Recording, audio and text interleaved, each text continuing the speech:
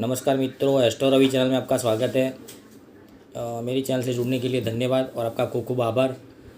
आज बात करेंगे राहु का गोचर सप्तम से लेकर 12वें भाव तक। देखिए, राहु का गोचर सप्तम से लेकर 12वें भाव तक क्या क्या इफ़ेक्ट करता है। राहु अगर सप्तम भाव में है तो आपकी जो मैरिड लाइफ है उसके ऊपर इफ़ेक्ट पड़ेगा। अगर राहु सप्तम भाव में गोचर करेगा तो आपकी मैरिड लाइफ के ऊपर इफ़ेक्ट पड़ेगा। अगर आपका कोई बिज़नेस पार्टनरशिप में है तो वो पार्टनर के साथ कुछ ना कुछ प्रॉब्लम ज़रूर होगा। पहले एपिसोड में मैंने बताया था 1 से 6 भाव को लेकर, इसमें बता रहा हूँ सप्तम से लेकर 12वें भाव तक। राहु अगर आपके सप्तम भाव में गोचर करेगा तो आपकी मैरिड लाइफ में डिस्टर्बेंस होगा। कुछ ना कुछ तरीके से आपके जिसके साथ आपकी पार्टनरशिप है बिज़नेस को लेकर उसके साथ कुछ प्रॉब्लम होगा। अगर किसी के साथ आपका अफेयर वगैरह है तो रिलेशनशिप में कुछ ना कुछ परेशानी आएगी। और राहु की प्रथम भाव पर दृष्टि पड़ने से आपको मेंटली और थोड़ा कन्फ्यूज़न और ओवरथिंकर होने की भी संभावना है। आप ऐसा हो सकते हो। सप्तम भाव में राहु ये इफ़ेक्ट देगा। बात करते हैं राहु की अष्टम भाव की। अष्टम भाव में राहु क्या इफ़ेक्ट करेगा। देखिए, 8वें भाव का जो राहु है वो अच्छा नहीं माना गया है। 8वें भाव का राहु पितृदोष का निर्माण भी करता है और 8वें भाव का राहु छोटे मोटे अकस्मात और कुछ ना कुछ तरीक़ों से आपको परेशानी में डालता ही रहता है। तो जब कुंडली में राहु 8वें भाव में गोचर करेगा तो आप 8वें राहु के बंधन में आ जाओगे और इसी बंधन की तरह से आपको कुछ ना कुछ तरीके से कोई ना कोई बंधन के योग में आपको कोई ना कोई बंधन के योग में आप खुद जुड़ जाओगे। जैसे कि अष्टम भाव है वो थोड़ा रोग का भी भाव कहलाता है, मृत्यु का भी भाव कहलाता है। तो आपके ऐसे रोग होंगे जो आपको मृत्यु तुल्य कष्ट दे सकते हैं। नसों की बीमारी, कमर दर्द, नसों की कमजोरी, जैसे बड़े बड़े रोग ये राहु देगा। आपको इस गोचर में खूब संभल कर चलना है। इसके लिए आपको मैंने जो रेमेडीज़ बताई है राहु की, कि चंदन का इत्र लगाए, चंदन का तिलक करें, काल भैरव की पूजा करें, ये सब रेमेडीज़ आपको ज़रूर करनी है। राहु का नवम भाव में गोचर, नवम भाव यानी कि भाग्य भाव, भाग्य भाव में गोचर राहु का अच्छा रहेगा। जिस तरह से आपके कर्म होंगे, आपके पिछले जन्मों में आपने जो भी कर्म किए होंगे वो आपको राहु ये नवम भाव में गोचर करके देगा। राहु की पंचम भाव पर दृष्टि पड़ने से शेयर और स्टॉक मार्केट, शेयर सट्टा वगैरह में आपको काफ़ी मुनाफा हो सकता है। राहु का गोचर नवम भाव में अच्छा माना गया है, लेकिन इतना ज़्यादा नहीं, बहुत ज़्यादा अच्छा नहीं माना गया है, लेकिन इसको हम 70% बोल सकते हैं। तो नवम भाव में अगर राहु गोचर करता है तो आपको काफ़ी कुछ चीज़ों से बचकर रहने की संभावना है।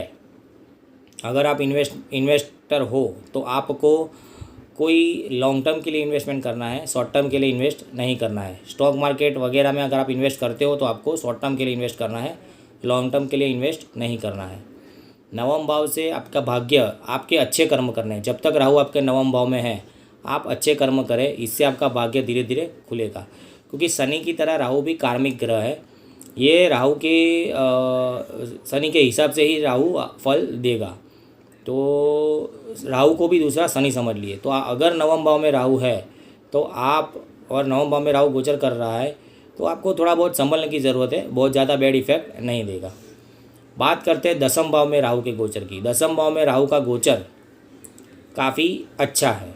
दसम भाव में राहु का गोचर, जिसकी जन्म कुंडली में जन्म से ही दसम भाव में गोचर हो, ऐसा माना जाता है कि जन्म कुंडली में दसम भाव में जन्म से ही राहु हो दसम भाव में, तो जातक को जन्म के त्रीजी महादशा में, जन्म की जो त्रीजी महादशा यानी थर्ड महादशा, तीसरी महादशा आती है, उसमें जातक को बहुत अच्छे से अच्छी सफलता मिलती है। गंगा का पुण्य तीर्थ, गंगा में नहाने का पुण्य तीर्थ जो मिलता है वही पुण्य उसको उसकी तीसरी महादशा में मिलेगा जातक को, जब राहु दसम भाव में गोचर करेगा। और जन्म से दसम भाव में अगर राहु होगा तो लेकिन दसम भाव में राहु होने से दूसरी चीज़ भी हो सकती है, और दसम भाव में गोचर का राहु होने से भी ये परेशानी होगी कि आपकी जॉब चेंज होने के चांसेस है, आपकी नौकरी में परिवर्तन आने के चांसेस है, आपके पिता की हेल्थ बिगड़ने के चांसेस है। राहु की दृष्टि चतुर्थ भाव पर पड़ने से आपकी माताजी की हेल्थ भी बिगड़ सकती है।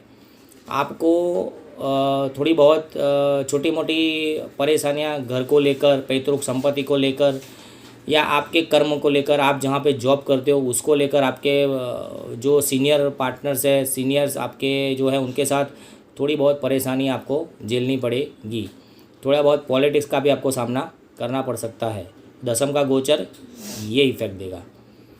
अब बात करते हैं राहु के 11वें भाव में गोचर की। देखिए, राहु सबसे ज़्यादा फल, अच्छा फल 11वें भाव में देता है।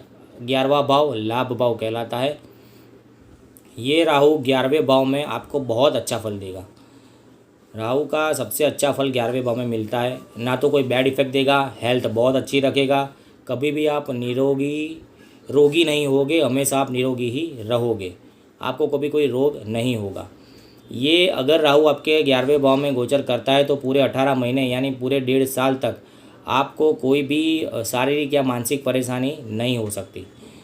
11वें भाव का राहु बहुत अच्छा इफेक्ट देगा। सब जगह से आपको लाभ मिलेगा, मित्रों से लाभ मिलेगा, सरकारी अधिकारियों से लाभ मिलेगा, जो रुके हुए काम है वो आप कर पाओगे।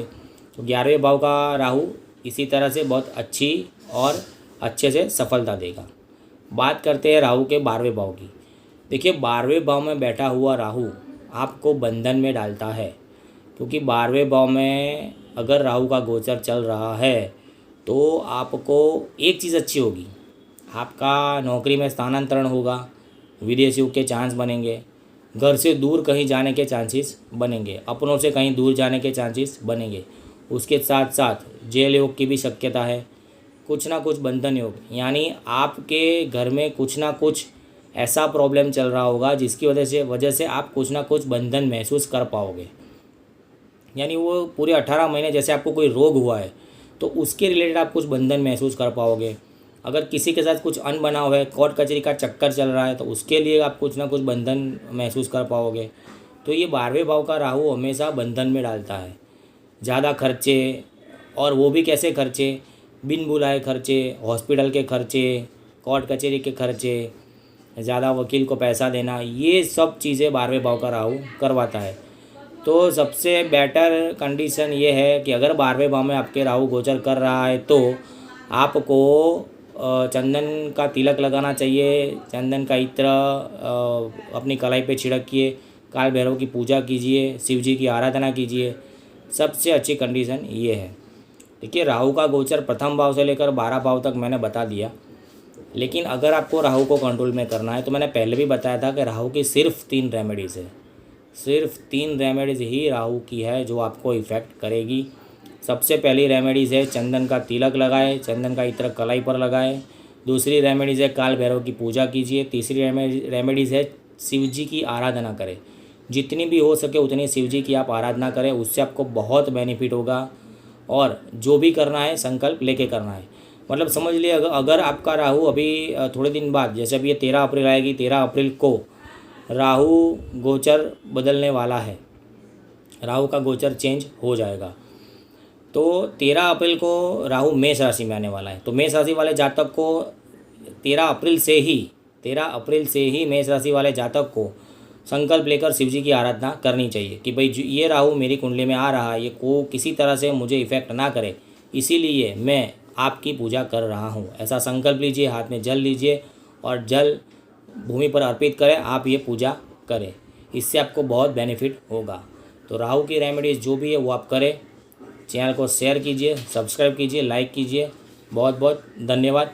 लेकिन मैंने जो रेमेडीज़ बताई है वो आप ज़रूर करिएगा, अपनी कुंडली देखिएगा। अगर आपको कुंडली देखना नहीं आता है तो मेरा फर्स्ट एपिसोड है, सेकंड एपिसोड है। फर्स्ट एपिसोड है कुंडली कैसे पढ़े, सेकंड एपिसोड है कुंडली में लग्न को कैसे देखें, आप उससे सब सीख सकते हो। अगर आपको और कुछ ज़्यादा सीखना है तो मेरी एक वेबसाइट है www.hindiastro.in। वेबसाइट पर जाइए, वहाँ पर आपको सब चीज़ें मिलेगी, पूरी तरह से आप देख सकते हो। फिर से बताता हूँ www.hindiastro.in। ये वेबसाइट पर जाइए, आपको ये वेबसाइट पर पूर्ण माहिती मिल जाएगी। चैनल को शेयर कीजिए, सब्सक्राइब कीजिए, लाइक कीजिए। धन्यवाद। कल मिलते हैं कुछ नए एपिसोड के साथ, कुछ नई चीज़ों के साथ। आपका खूब खूब नमस्कार।